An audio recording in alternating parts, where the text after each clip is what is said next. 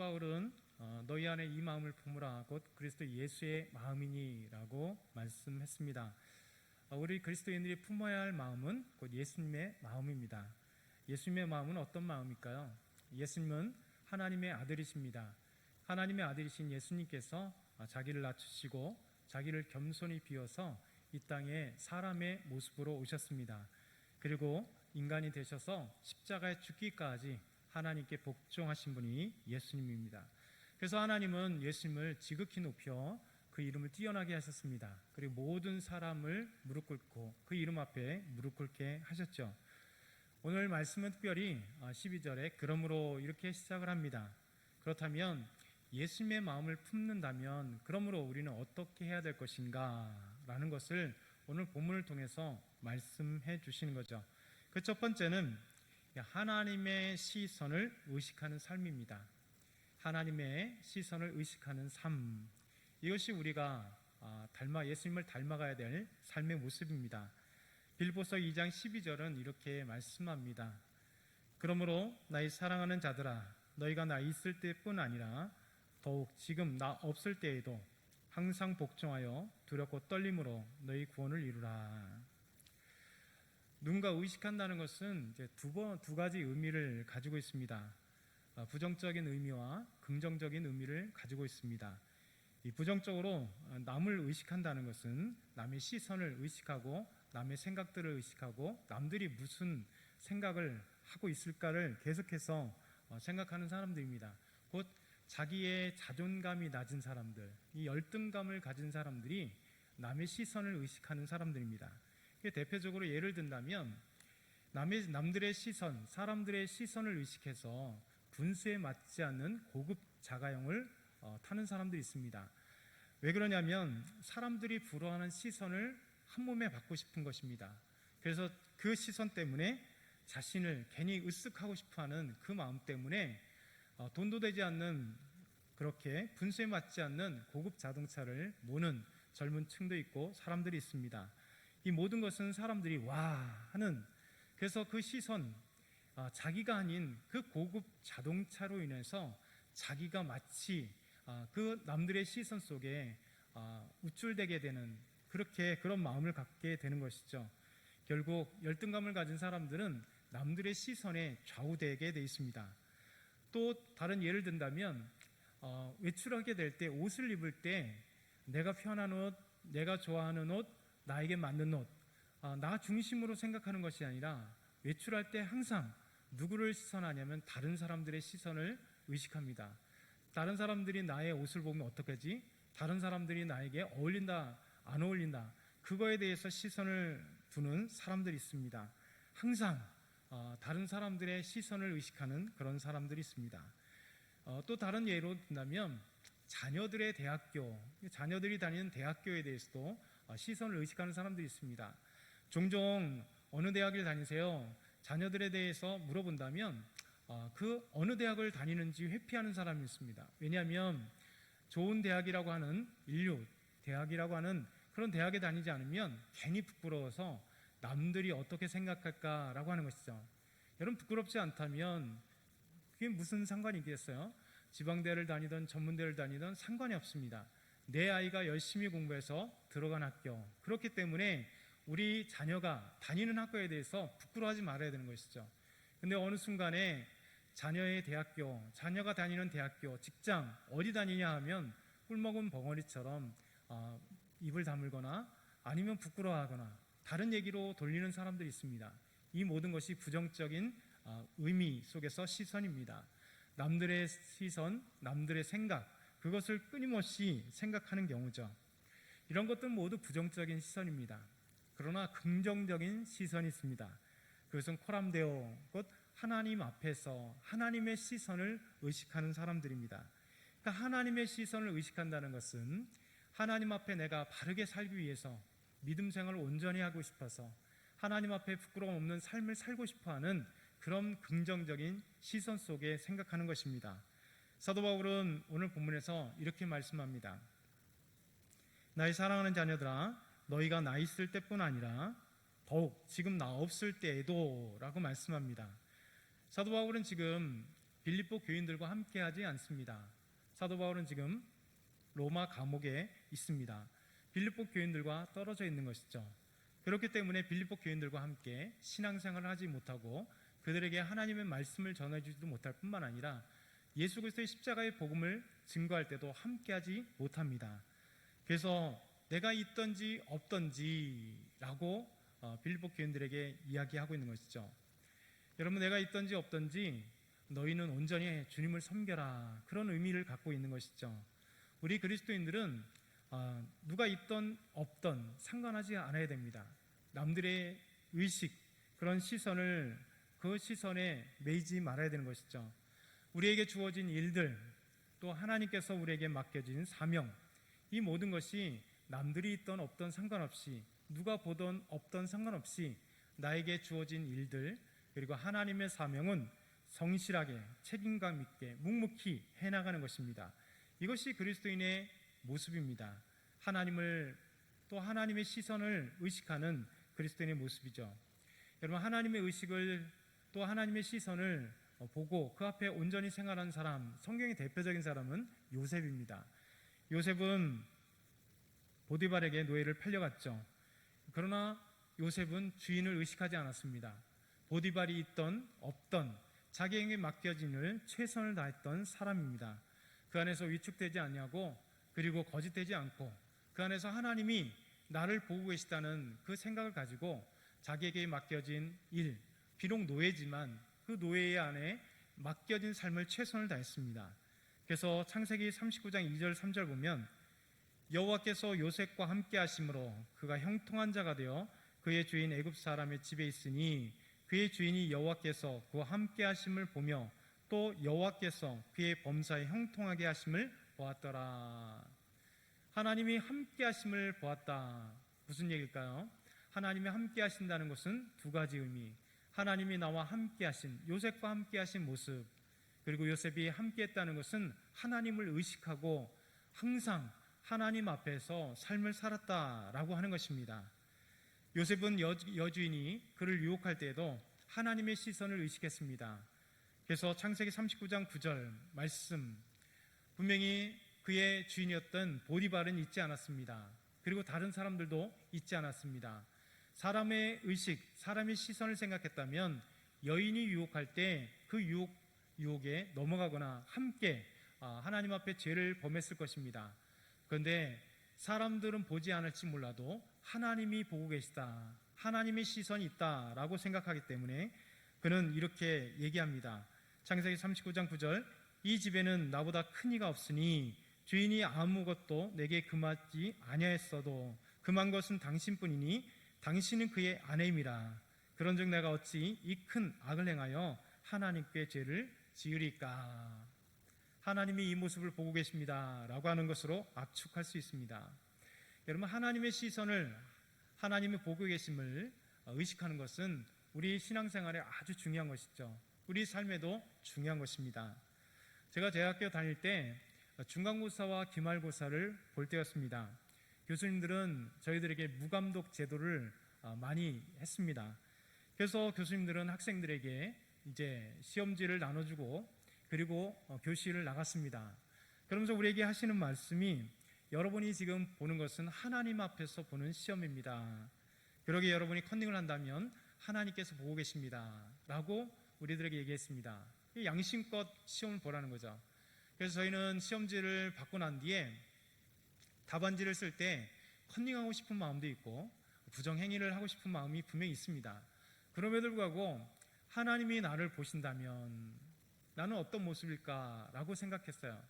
그래서 정직하게 공부한 만큼, 내가 알 수 있는 만큼 최선을 다해서 그것이 A 학점이 나오든 B 학점이 나오든 C 학점이 나오든 상관없이 내가 준비한 만큼 최선을 다해서 답안지에 답을 썼습니다. 여러분, 하나님 앞에 또 하나님의 시선을 의식하는 것은 긍정적인 시선입니다. 우리가 신앙생활하고 우리가 살아가는 데 있어서 가장 중요한 의식이죠. 하나님 앞에서 코람데오. 두 번째는 오늘 말씀을 통해서 구원을 이루어가는 삶을 우리에게 보이십니다. 빌립보서 2장 12절 상반절은 다시 한번 이렇게 말씀합니다. 항상 복종하여 두렵고 떨림으로 너희 구원을 이루라. 우리 하나님은 하반절에 항상 복종하여 두렵고 떨림으로 너희 구원을 이루라 이렇게 말씀하십니다. 여러분, 사도 바울은 너희 구원을 이루라 말씀하십니다. 그러다 한 가지 의문이 생기잖아요. 아니, 예수 믿으면 구원받는데 그러면 구원을 어떻게 이루어가야 되나? 우리는 완전한 구원이 없는가? 구원을 이루어야 한다는 것은 무슨 의미일까? 구원을 이루기 위해서 어떻게 될까? 열심히 하나님 앞에 봉사를 해야 되는가? 전도를 해야 되는가? 예배를 잘 드려야 되는가? 헌금을 잘 드려야 되는가? 도대체 어떻게 구원을 이루란 말인가? 이렇게 생각할 수 있습니다. 오늘 본문에 너희 구원을 이루라 라고 하는 말씀은 두 가지 의미를 담고 있습니다. 그 첫 번째 의미는 예수님을 믿고 구원받는 것입니다. 곧 예수님을 믿으면 천국에 가는 구원, 이것은 변할 수가 없습니다. 누구든지 빼앗을 수 없습니다.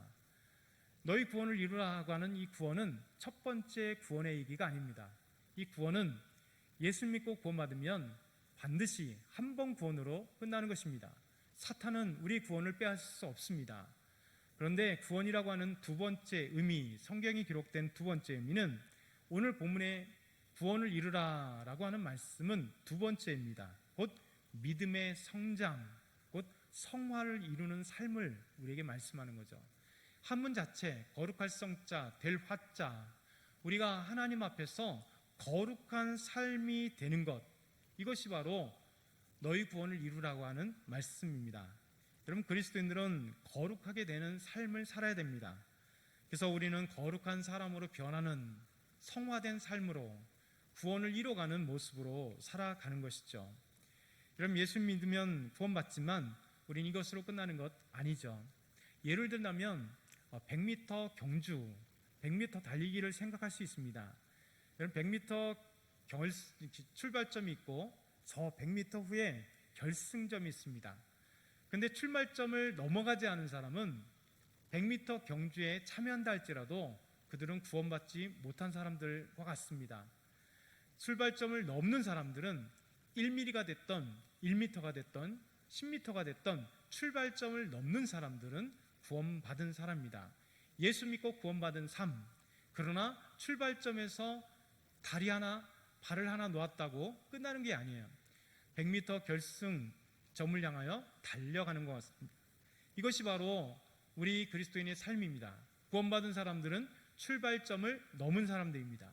이제 거룩한 삶, 구원을 이루기 위해서, 성화를 이루기 위해서는, 믿음이 성장하기 위해서는 우리는 오늘 말씀 두렵고 떨림으로 구원을 이루라고 하는 것, 우리는 열정을 다해서 100m를 달려야 됩니다.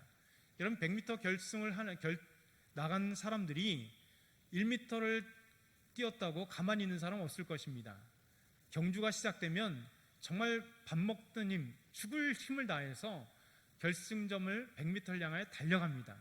예수 믿으면 그걸로 끝나는 것이 아니라 예수 믿는 사람들은 이제 시작입니다. 그래서 저 100m 결승점, 천국 가는 그날까지 거룩한 삶이 되기 위하여, 믿음의 성장을 위하여 하나님께 주어진 삶을 사는 것입니다. 그래서 두렵고 떨림으로 열정적을 다하여 기도하고 예배드리고 봉사하고, 주님께서 원하시는 삶, 내가 원하는 삶이 아니라 이제 주님께서 원하시고 하나님이 원하시고 우리 예수님이 원하시는 삶을 살기 위하여 10m, 20m, 30m, 40m, 50, 60m를 달려야 되는 것이죠. 이것이 바로 순종의 삶이고 두렵고 떨림으로 구원을 이루어가는 것입니다. 여러분, 구원을 이루어가기 위해서는 우리는 어떤 생각을 가지냐, 참 중요한 것이죠. 고전 소설인 찰스 앤던이 지은 예수라면 어떻게 할 것인가 라고 하는 제목의 책이 있어요. 아주 고전이고 아주 중요한 책입니다. 이 책은 저는 여러 번 읽어봤습니다.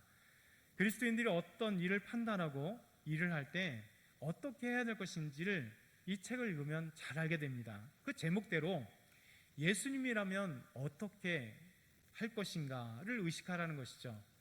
그래서 우리가 오늘 회식 자리에 앉았을 때 예수님이라면 어떻게 하실까? 과연 예수님이라면 이 회식 자리에서 술을 드셨을까? 안 드셨을까? 상사에 대한 욕을 하셨을까? 안 하셨을까? 음탕한 얘기를 했을까? 안 하셨을까? 여러분, 그런 생각을 가지면 정답은 나옵니다. 우리가 어떻게 생활해야 될 것인가? 어떻게 믿음 생활해야 될 것인가? 코로나19로 인하여 어려운 예배, 이 환경 속에서 예수님이라면 어떻게 하셨을까? 집에서 영상으로 드려도 예수님이라면 어떻게 예배를 드렸을까? 교회 나와 예배를 드려도 예수님이시라면 어떻게 예배를 드렸을까? 정답은 나와 있죠. 직장에서도 마찬가지입니다. 우리에게 맡겨진 일, 예수님이라면 이 시간, 이 일에 대해서 어떻게 하셨을까? 교회에서 봉사를 할 때 하나님께서 나에게 주신 사명, 하나님이 주신 이 봉사를 예수님이라면 어떻게 하셨을까? 그럼 정답은 금방 나오게 돼 있습니다. 우리 삶 속에 계속해서 질문을 해야 돼요. 예수님이라면 어떻게 하셨을까? 예수님이라면 어떻게 하실까? 예수님이라면 이 일들을 어떻게 하시고 이것을 어떻게 판단하셨을까라고 생각하면 정답은 나오게 되는 것입니다. 우리는 구원을 이루어야 됩니다. 두렵고 떨림으로 구원을 이루어야 되는 것입니다. 구원은 곧 성화입니다. 천국 가는 그날까지 우리가 믿음이 성장하기 위하여, 주님을 온전히 닮아가기 위하여 하나님 앞에 우리는 두렵고 떨림으로 구원을 이루어야 되는 것이죠.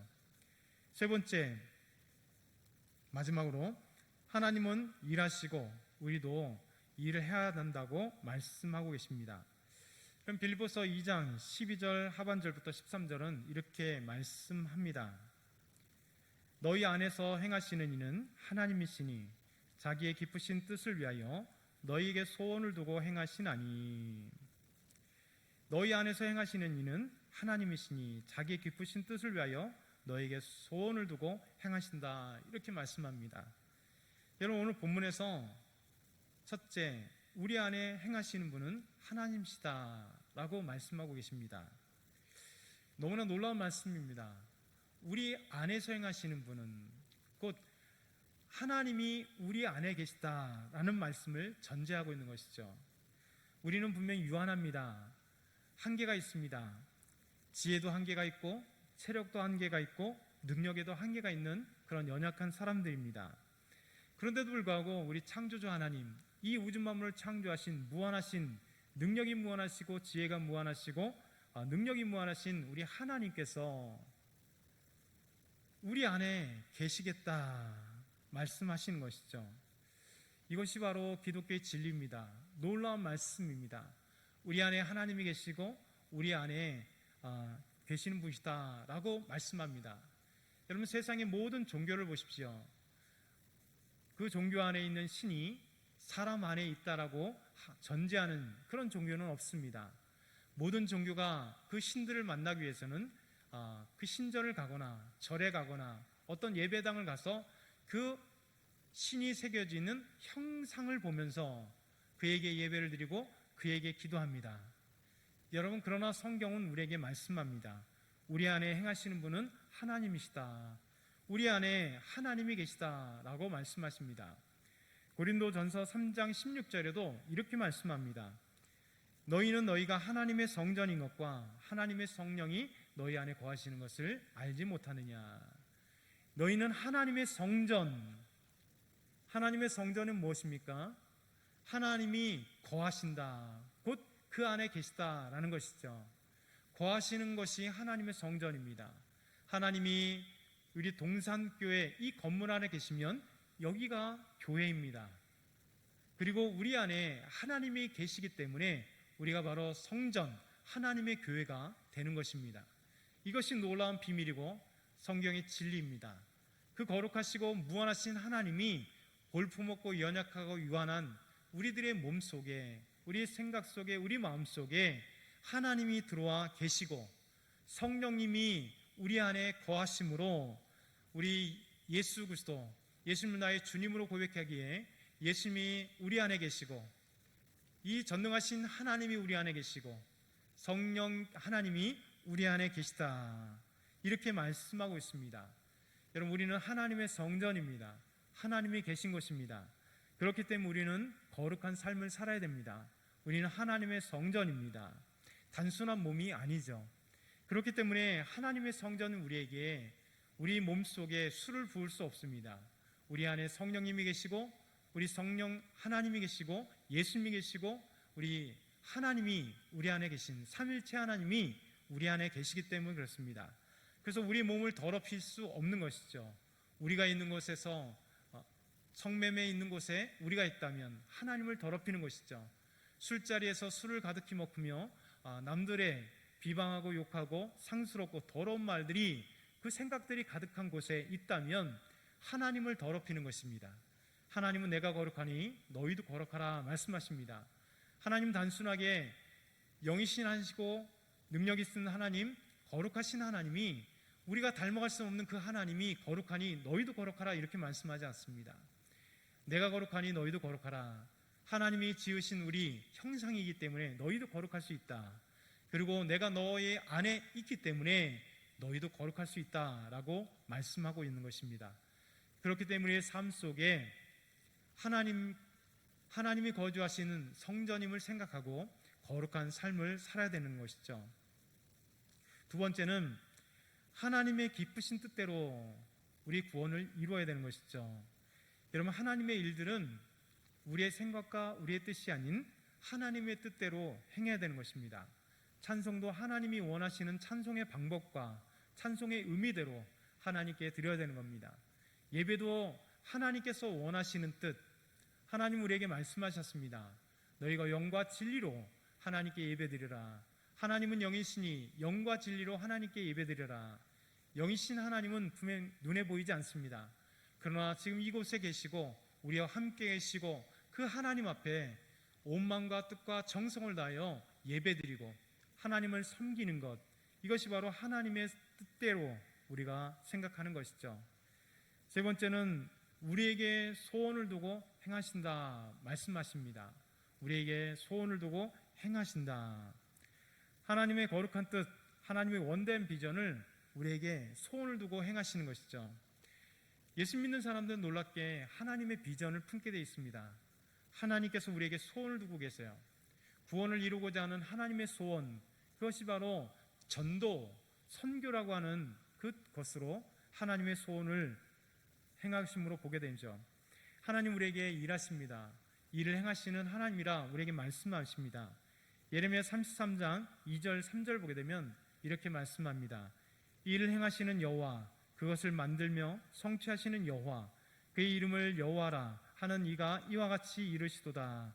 너는 내게 부르짖으라. 내가 내게 응답하였고 내가 알지 못하고 크고 은밀한 일을 내게 보이리라. 우리 주님께서 말씀하십니다. 일을 행하시는 여호와, 일하시는 주님이라 말씀하십니다. 하나님은 지금도 일하십니다.